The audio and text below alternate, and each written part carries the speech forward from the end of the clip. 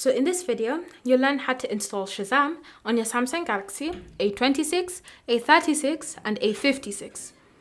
So the first step is to choose where you're installing it from. You can choose either the Galaxy Store or the Google Play Store and then tap on the app to launch it. From here, you then want to use the search function and you want to type in the word Shazam and then search. You should see it listed in the search results, so just tap on it to view the app details and then confirm that it's by Apple. Once you've confirmed that, simply select install and wait for the app to be downloaded onto your phone.